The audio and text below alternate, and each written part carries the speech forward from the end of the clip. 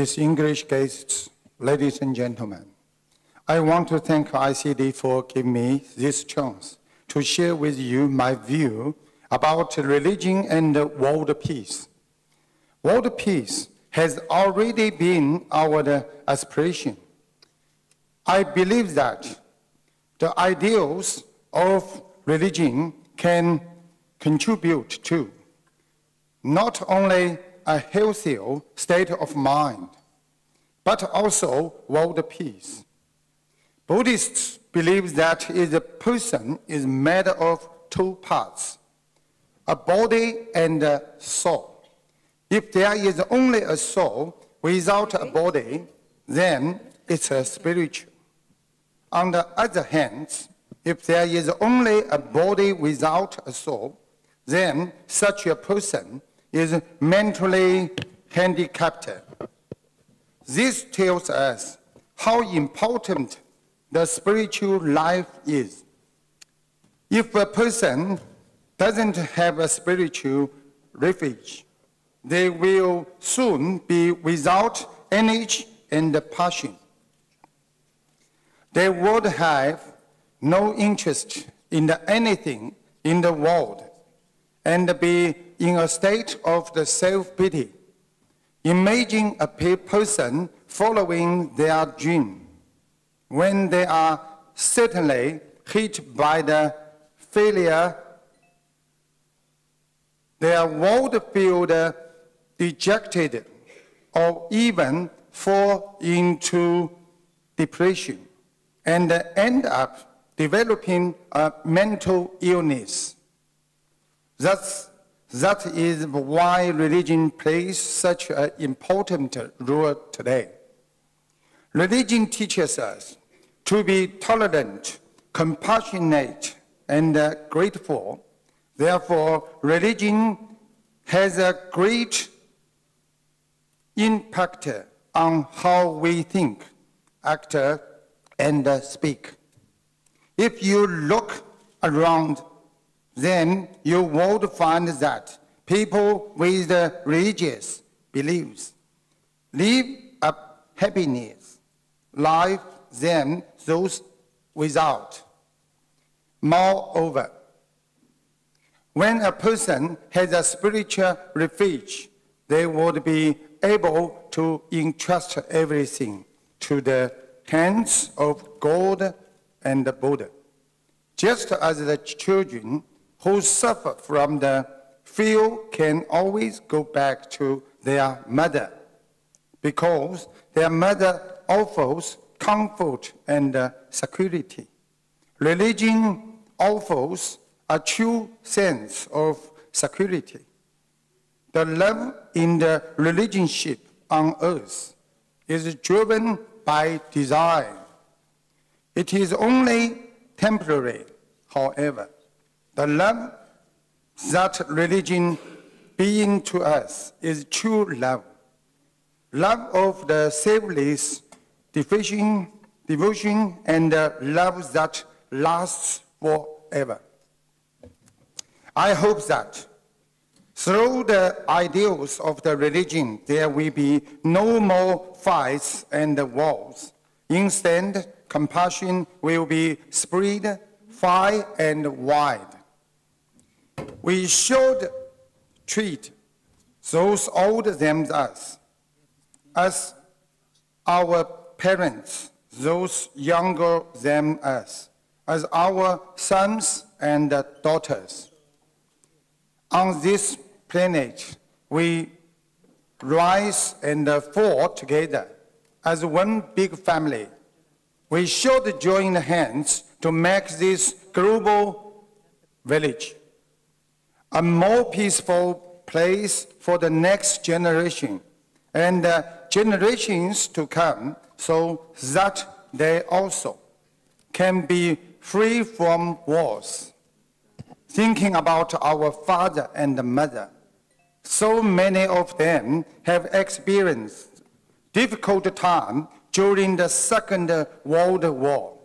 But luckily, the current generation have avoided those wars. It is due to the efforts made by hundreds of thousands of peace-loving people. There have been no major wars around the world today. We live in a peaceful environment. We are truly grateful for their efforts and sacrifice.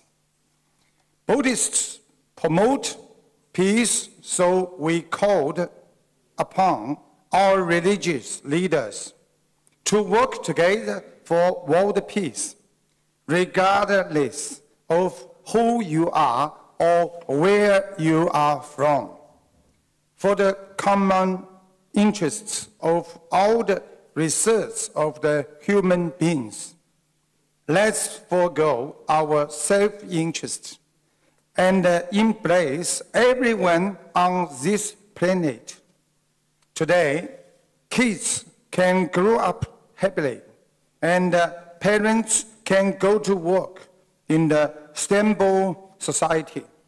We know this could not have happened without those who were willing to give their lives for the cause of world peace.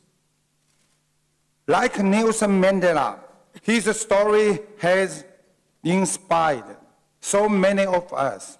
We respect Mr. Mandela and we embrace his legacy.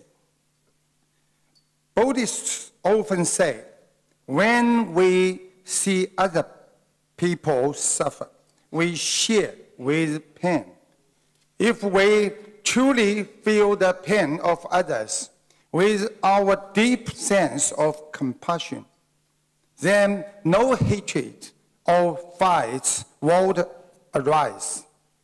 We should know that at the end of our life's journey, we will not take anything away with us.